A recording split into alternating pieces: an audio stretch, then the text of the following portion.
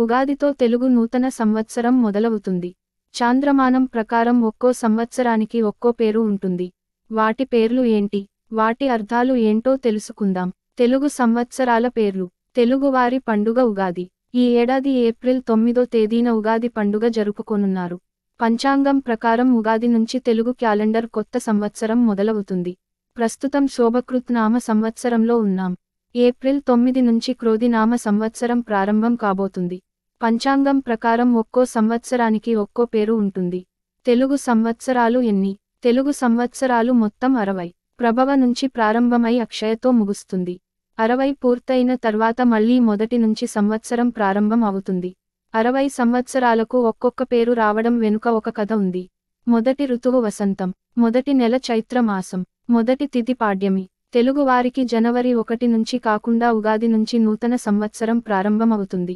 ఈ పండుగను చాంద్రమానాన్ని అనుసరించి తెలుగువాళ్లు నూతన సంవత్సరంగా జరుపుకుంటారు.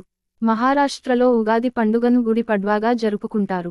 బెంగాల్, కేరళ, అస్సాం, పంజాబ్ రాష్ట్రాలతో పాటు అనేక ప్రాంతాల్లోనూ ఈ పండుగ జరుపుకుంటారు. బెంగాలీలు పోయిలా బైశాఖ్, సిక్కులు వైశాఖి, మలయాళీలు విషు అనే పేరుతో ఉగాది పండుగను జరుపుకుంటారు. మరికొద్ది రోజుల్లో శోభకృత్ నామ సంవత్సరం ముగిసిపోయి క్రోధి నామ సంవత్సరం ప్రారంభమవుతుంది. దీని అర్థం కోపం కలిగించేదని. తెలుగు సంవత్సరాల పేర్ల వెనుక కథ. తెలుగు సంవత్సరాలకు ఉన్న 60 పేర్లు నారదుడి పిల్లల పేర్లుగా చెప్తారు. ఒకనాడు నారదుడి గర్వాన్ని తగ్గించేందుకు విష్ణువు ఒక మాయ చేస్తాడు. అతడిని మహిళగా తయారు చేస్తాడు. స్త్రీ రూపంలో ఉన్న నారదుడు ఒక రాజుని పెళ్లి చేసుకుని 60 మంది పిల్లలను కన్నాడు. అయితే 60 మంది ఒక యుద్ధంలో చనిపోతారు. తర్వాత విష్ణువు నారదుడి మాయను తొలగించి నీ పుత్రులు తెలుగు సంవత్సరాలుగా వర్ధిల్లుతారని వరమిచ్చారని పురాణాల ప్రకారం చెప్తారు. అలా నారదుడి 60 మంది పిల్లల పేర్లు తెలుగు సంవత్సరాలుగా మనం పిలుస్తున్నాము. తెలుగు సంవత్సరాల పేర్లకు ఒక్కో దానికి ఒక్కో అర్థం ఉంటుంది. ఆ ఏడాది దాని ప్రకారం కొనసాగుతుంది. తెలుగు సంవత్సరంలో ఉన్న మొత్తం 60 పేర్లు, వాటి అర్థాలు ఇవే. తెలుగు సంవత్సరాల పేర్లు. ప్రభవ, యజ్ఞాలు అధికంగా జరుగుతాయి. విభవ, సుఖంగా జీవిస్తారు. శుక్ల, సమృద్ధిగా పంటలు పండాలని కోరుకుంటారు. ప్రమోద్యుత, అందరికీ ఆనందాన్ని ఇస్తుంది. ప్రజోత్పత్తి, అన్నింటిలోనూ అభివృద్ధి ఉంటుంది. అంగీరస, భోగాలు కలుగుతాయి. శ్రీముఖ, వనరులు సమృద్ధిగా ఉంటాయి. భావ, ఉన్నత భావాలు కలిగి ఉంటారు. యువ, వర్షాలు కురిపించి పంటలు సమృద్ధిగా చేతికి అందుతాయి. దాత, అనారోగ్య బాధలు తగ్గుతాయి.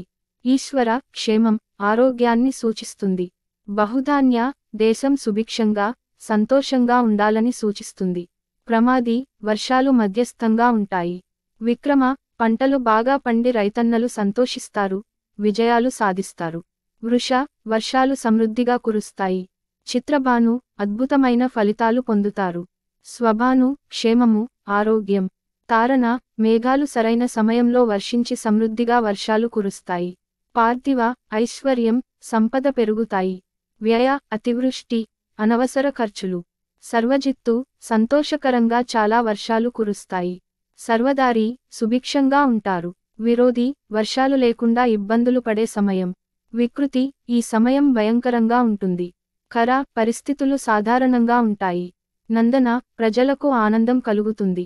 విజయ, శత్రువులను జయిస్తారు. జయ, లాభాలు, విజయం సాధిస్తారు. మన్మథ, జ్వరాది బాధలు తొలగిపోతాయి. దుర్ముఖి, ఇబ్బందులు ఉన్న క్షేమంగానే ఉంటారు. హేవలంబి, ప్రజలు సంతోషంగా ఉంటారు. విలంబి, సుభిక్షంగా ఉంటారు. వికారి, ఇది అనారోగ్యాన్ని కలిగిస్తుంది, శత్రువులకు చాలా కోపం తీసుకొస్తుంది. శార్వరి, పంటలు దిగుబడి తక్కువగా ఉంటుంది. ఫ్లవ, నీరు సమృద్ధిగా ఉంటుంది. శుభకృత, శుభాలు కలిగిస్తుంది. శోభకృత్, లాభాలు ఇస్తుంది. క్రోధి, కోపం కలిగిస్తుంది. విశ్వావసు, ధనం సమృద్ధిగా ఉంటుంది. పరాభవ, ప్రజల పరాభవాలకు గురవుతారు. ఫ్లవంగా, నీరు సమృద్ధిగా ఉంటుంది. కీలక, పంటలు బాగా పండుతాయి. సౌమ్య, శుభ ఫలితాలు అధికం. సాధారణ, సాధారణ పరిస్థితులు ఉంటాయి. విరోధికృత్, ప్రజల్లో విరోధం ఏర్పడుతుంది. పరీధావి, ప్రజల్లో భయం ఎక్కువగా ఉంటుంది. ప్రమాదీచ, ప్రమాదాలు ఎక్కువ. ఆనంద, ఆనందంగా ఉంటారు. రాక్షస, కఠిన హృదయం కలిగి ఉంటారు. నల, పంటలు బాగా పండుతాయి. పింగళ, సామాన్య ఫలితాలు కలుగుతాయి. కాళయుక్తి, కాలానికి అనుకూలమైన ఫలితాలు లభిస్తాయి.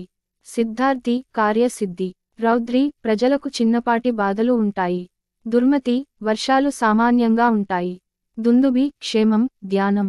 రుధిరోద్గారి ప్రమాదాలు ఎక్కువ. రక్తాక్షి అశుభాలు కలుగుతాయి. క్రోధన విజయాలు సిద్ధిస్తాయి. అక్షయ తరగని సంపద.